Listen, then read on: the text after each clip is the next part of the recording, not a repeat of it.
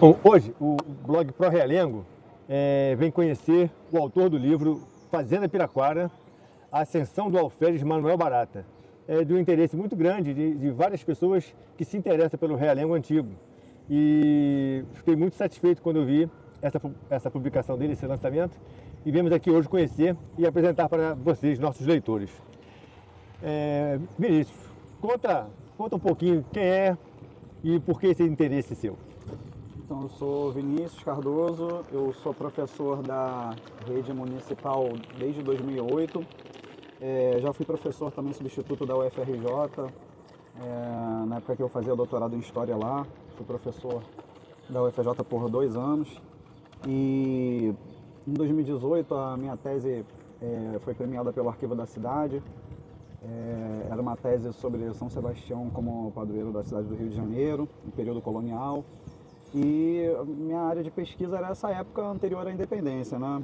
E só que por dar aulas aqui na região onde eu moro, enfim, eu sou de Bangu, mas dei aula em Realengo, em Campo Grande, em Santa Cruz também, eu acabei me aprofundando nesses temas do período que eu já conhecia melhor, que era o período colonial, mas aplicado a essa nossa região aqui da Zona Oeste.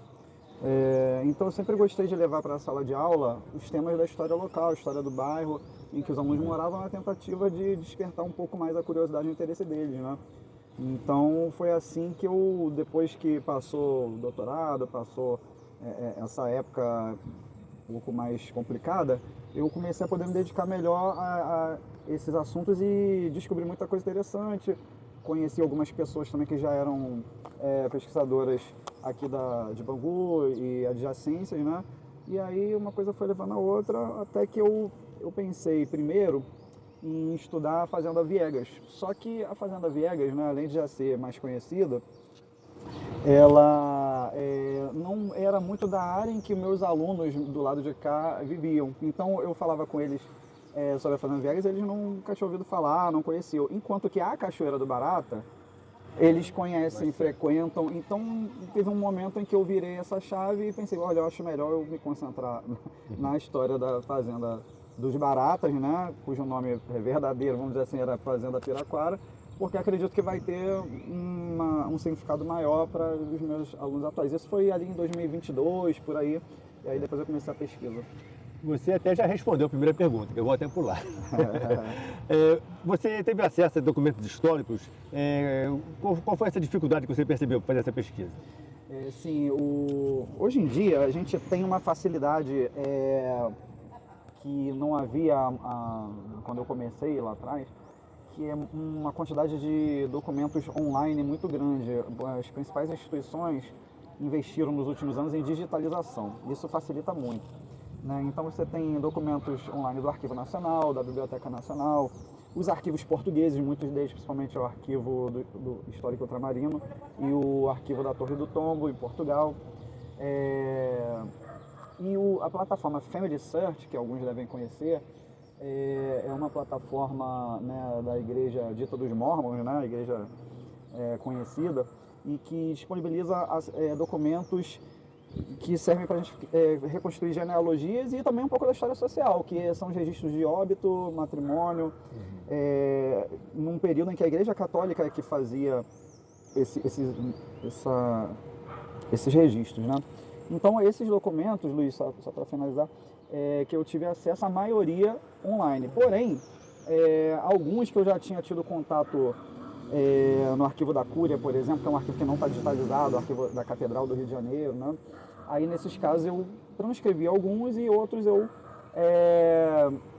consegui por meio de algumas pessoas que trabalham com serviço de transcrição, ao ponto de reunir o material que eu precisava. Mas assim, tem muitos Family Search aqui, né, Ótimo. genealógicos. Entendi. Tá? E arquivos portugueses e brasileiros. A área dessa pesquisa, o tempo, foi do tempo colonial, imperial ou é mais recente? Mais colonial.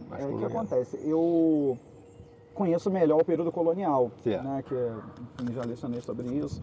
Então, essas fazendas, né, da Zona Oeste, como de outros lugares, elas começaram lá atrás no colonial e foram período imperial adentro, né?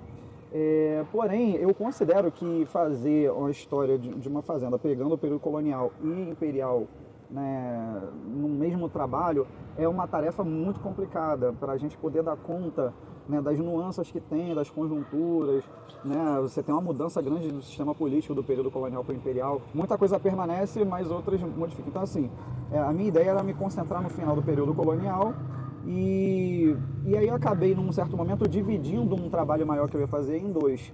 Então, esse primeiro é concentrado no primeiro barata que chegou na região, né? A fazenda já existia, então eu falo um pouco disso também nesse trabalho. E eu tenho um segundo volume sendo preparado que vai continuar essa história, mas não chega ao período imperial. Ele vai falar do período em que a viúva do barata esteve à frente da fazenda, que foi Dona Maria Inácia, com seus filhos, né? E ali já é a virada para o 1800, entramos no século XIX, mas esse segundo volume vai terminar ali mais ou menos um pouco depois da morte da Dona Maria Inácia. Ele vai chegar até uma época que tem uma briga pelas terras realengas. Né? Então esse volume já está bem avançado, porque na verdade ia ser um trabalho só maior, e aí eu dividi nessas duas partes. Agora, o período imperial, Luiz, é complicado. Assim, eu levantei algumas coisas sobre o período imperial também. A Andrea também, a guia, já levantou bastante coisa, a gente tem outros pesquisadores, mas é uma tarefa assim para depois, sabe? Eu precisaria... Não, mas já ficamos satisfeitos que já vai ter o volume 2, maravilha. Sim. Você está focando aí em história factual, nomes, datas, eventos, ou nas histórias de vida do cotidiano das pessoas? As duas coisas, mas se tiver que dizer assim, o que predomina é a história social. Esse livro, Luiz, ele é ao mesmo tempo uma biografia do Manuel Barata. Então eu consegui levantar muita coisa que nos trabalhos mais antigos sobre Realengo não se tinha colocado ainda. Então eu consegui alguns detalhes interessantes, inclusive do período anterior à vinda dele para cá, porque ele morou em outra freguesia com a família dele, lá onde hoje é em Nova Iguaçu. E tem toda uma história antes dele vir para cá. Então eu consegui levantar bastante coisa, e a questão é que ele morre pouco tempo depois de adquirir a fazenda, 5 anos depois aproximadamente. Então daí a importância do segundo volume, porque nele é que a gente vai ter um pouco mais sobre a fazenda. Mas assim, como eu busquei também falar de que engenho era esse que ele adquiriu, então em compensação a gente tem muita coisa também sobre o período anterior à chegada dele, né? Em que houve outros donos, como o capitão Luiz Gago, foi o dono imediatamente anterior a ele, a época em que a família Correia da Câmara também teve de posse da fazenda, ali meados do século XVIII. Então esse livro fala da história do engenho até o Manuel Barata chegar e também conta a vida dele, aí com bastante história social. Bom, ótimo isso, perfeito. Envolve o período da corte, escravidão, a República ainda não, né? Não. E o período da corte não chega nesse volume, vai entrar um pouquinho no próximo, mas tem escravidão sim. Ótimo. Você é um jovem escritor, né? A gente considera. Qual foi o maior desafio de transformar essa pesquisa histórica, né, tão densa, em uma narrativa acessível e interessante para os leitores? O desafio é colocar as partes chatas escondidas. E foi um desafio que eu topei, que eu fui aprendendo aos poucos, porque como a minha criação foi acadêmica, né, enfim, de graduação, mestrado, doutorado, escrita de artigos, tese, então é um outro tipo de escrita, né? Então, quando eu comecei a colaborar também com alguns veículos de mídia, porque eu fiz parte também da Comissão Histórica da Arquidiocese do Rio, por um tempo, né? E sou muito grato por isso. Então a gente escrevia nos jornais da Arquidiocese, revistas de igrejas, e tinha que ser com uma linguagem mais acessível. Então eu comecei ali a ir pensando sobre como fazer o texto ficar mais acessível de verdade. E aí eu testei, espero que com sucesso nesse trabalho aqui, um modelo em que as informações que são mais para pesquisadores, para quem quer se aprofundar mais, elas estão mais para o final, inclusive com as tabelas, tem um gráfico também. E na parte principal do trabalho, eu tentei dar um sabor assim mais romanceado, né? Talvez para quem comece ali lendo a introdução até pareça que seja uma ficção, mas na verdade não é, tudo embasado em documentos, né? Tendo bastante cuidado de não gerar mal-entendidos, anacronismos, né? Que é entender o passado com outros olhos, que não era da época. Então, assim, é um desafio. O principal desafio é esse, é como tornar a leitura leve, fluida, ágil, né? E ao mesmo tempo cativante. Qual tempo você levou para fazer essa pesquisa? E ela foi um trabalho solitário ou você teve a ajuda de outros pesquisadores? Não, a pesquisa nunca é solitária, porque a gente acaba entrando em contato com outros pesquisadores e também vai pedindo ajuda e às vezes eles próprios nos trazem elementos, né? Então, assim, quem me ajudou muito, muito nessa pesquisa foi o Paulo Vitor, né? Que foi do Museu de Bangu. Conheço. Também um excelente historiador, excelente pesquisador. E com a Andrea também tive trocas de informações muito importantes sobre a fazenda, né? Então, solitário não foi. E eu comecei a... Assim, eu já falava da Fazenda Piraquara, Luiz, desde quando eu dava aula na Jacques Raimundo em Realengo. Uhum. Só que eu me baseava no que o Frois e o Carlos Venceslau tinham ali nos trabalhos deles e que, enfim, era o que eu tinha na época. Superficial. E então, quando passou ali 2021, 2022, que eu pensei, poxa, eu acho que eu posso pesquisar um pouco mais sobre a Fazenda Piraquara, aí eu comecei com alguns levantamentos, eu encontrei alguma coisa no arquivo da Cúria. Por exemplo, o que me ajudou muito foi o registro de casamento. Registro não é o registro de casamento, é um processo para dar entrada no casamento que era feito, né, previamente, chamados banhos matrimoniais. E aí eu encontrei esses banhos matrimoniais do Manuel Barata com a Maria Inácia. E ali teve muita informação sobre eles antes do casamento, né? Mas eu comecei a fazer mesmo, foi ali em 2023.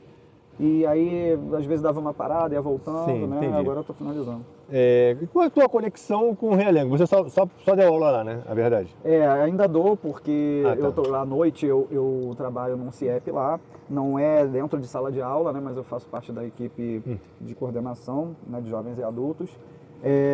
Mas, assim, Realengo, para quem mora em Bangu, é ali do lado, né? Então, já começa por aí. Mas o que me levou a conhecer o tema Fazenda Piraquara foi dar aula na Escola Jacques Raimundo, ali para trás do Guanabara de Realengo, quase do lado do Rio Piraquara. Sim. E eu dei aula lá de 2014 a 2019. Né? Então, nesse período, eu tive contato com esse e com outros temas da história de Realengo, que era o que eu buscava levar para a sala de aula. Então, que mensagem você espera que o público, especialmente moradores de Realengo, tire da leitura do seu livro? Em primeiro lugar, que Realengo, né, tem a sua história e que não se resume somente à lenda, posso dizer assim, do Real Engenho, que é uma coisa que ainda persiste no imaginário popular, né, como também tem para outros bairros, outros lugares, né, como para Vila Valqueire, que falam que era Vila dos Cinco Alqueires. Então existem essas coisas, isso é legal, eu não vejo como negativo, mas que, para além disso, tem muita história, e não só desse período colonial, mas também do período do republicano, né? Só basta lembrar a Escola Militar do Realengo, a história do Padre Miguel de Mochão, também, que eu cheguei a estudar por um tempo. Então, como todos os bairros, Realengo tem a sua história e que vale a pena conhecer. Inclusive, ainda há muito por descobrir e conhecer, né? Se Deus quiser. Essa é a primeira questão. E a segunda, que é mais ligada ao tema da fazenda, é que, infelizmente, né, apesar do casario lá que havia ter sido tombado pelo patrimônio, isso foi perdido. Então, a ideia é assim, é o que já tem sido feito por algumas pessoas, né, pela Andrea, por você e por outros, que é de fazer esse resgate, né? É uma arqueologia, não diretamente no campo, mas uma arqueologia da memória. Eu sei que vocês estão fazendo entrevistas de moradores antigos, então fazer essa escavação no campo simbólico para buscar o que for possível, né? Isso liga a pessoa ao lugar, isso é bom para autoestima, né? Então, assim, a quem puder, né, se juntar pela preservação do patrimônio onde ele ainda existe e está ameaçado, né, que seja e que lutem, porque a Fazenda Viegas está aí, agora existe um plano de revitalização, né? É um dos poucos exemplares aí que ainda estão de pé, né? Tem agora também um projeto para a Fazenda da Taquara, né? Então, assim, não são só as antigas fazendas, mas todo o patrimônio, né, histórico, todo monumento, isso vai contando as histórias do lugar, né? A gente tem acompanhado muito esses movimentos de tentativa de resgate, né, da memória local. Nessas suas pesquisas, você conseguiu dimensionar o tamanho? Qual seria o tamanho da fazenda? Sim, eu posso te dizer que pelo menos ela começava aqui perto da comunidade do 77, ali tem um riacho, né, hoje é um valão, né? Uhum. Era o rio Piraquara-Mirim, que depois lá na frente vai se encontrar com o rio Piraquara. Eu não encontrei, Luiz, nenhuma planta da fazenda, isso também para outras fazendas vizinhas a gente não tem, mas por algumas confrontações de documentos, eu posso dizer que ela pegava pelo menos dali da onde hoje é o 77, tá? Talvez um pouquinho mais para lá, aí, né, toda aquela região que hoje é conhecida como Barata, e ia avançando, beirando lá até praticamente Jardim Novo, se não depois, se não para além do Jardim Novo, né? Eu desconfio que num certo momento ela ultrapassasse os limites da Rua Piraquara e fosse até ali, olha, eu não diria que chegava até a Vila Militar não, mas um pouco mais para frente ali, como se fosse ali na Malé, tá? Pode ser, mas isso aí eu ainda estou estudando melhor para o segundo volume. E as terras realengas, só para não deixar de falar, elas eram terras da Câmara Municipal e que eram fronteiriças, né, com a fazenda, então assim, a fazenda ela beirava mais os morros, né, para lá, e ali o centro de Realengo já não fazia parte, tá, né, dessa... Agora, o que é curioso é que muitas cabeças de gado da fazenda pastavam nos campos de Realengo também, né, que eram do lado, então isso facilitava muito. Ok.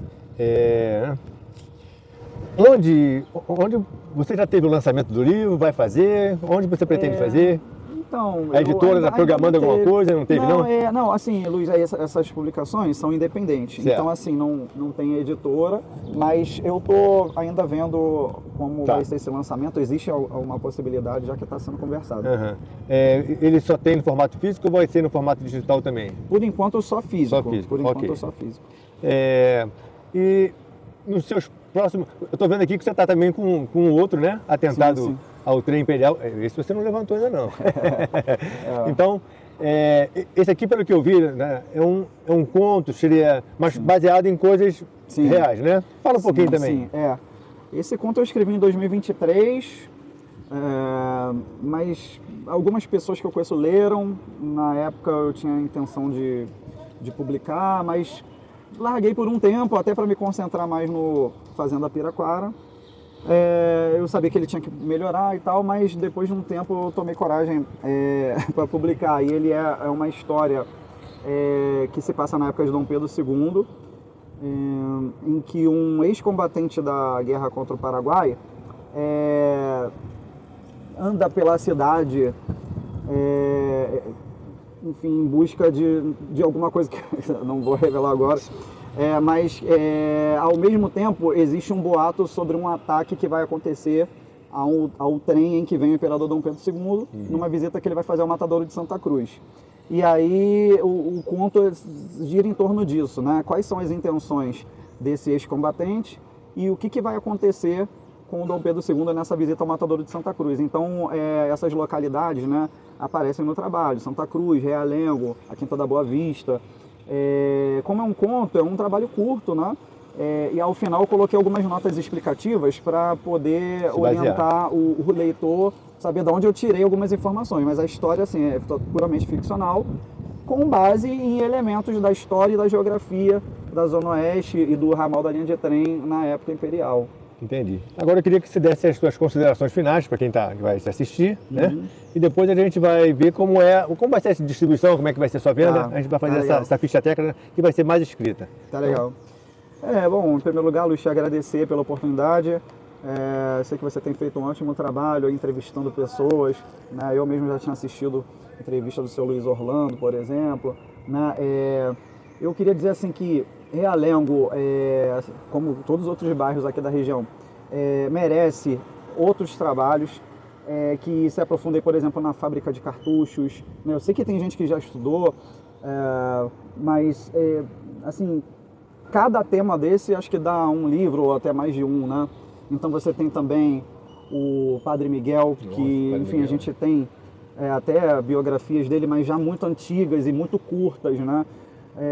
Tem o período da escola militar do Realengo, que é um período riquíssimo para ser estudado. Então, assim... Já vi alguns livros de cadetes que escreveram sobre a escola. Então, mas sem desmerecer esses trabalhos anteriores, mas é diferente quando a gente tem pessoas criadas no lugar que começam a pesquisar e escrever sobre esse lugar, porque as perguntas são diferentes, né?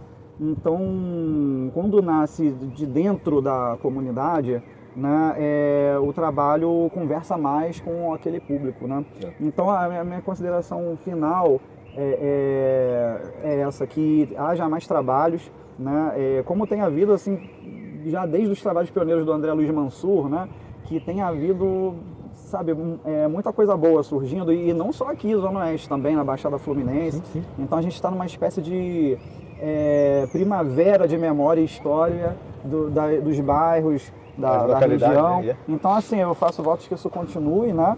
E que os trabalhos, assim, embora muitas vezes se baseando em textos acadêmicos, em pesquisa acadêmica, isso é importante também, mas que eles visem cada vez mais o cidadão comum, que ele também merece conhecer a sua história, né? Muitas vezes o trabalho acadêmico, existem alguns trabalhos belíssimos, né, feitos como teses de doutorado, por exemplo, mas que não chegam às pessoas, né? Às vezes alguns adquirem, mas quando começam a ler, aí você tem um monte de gráfico, um monte de tabela, uma linguagem muito técnica, então cabe a gente também pensar como fazer isso atingir um público maior.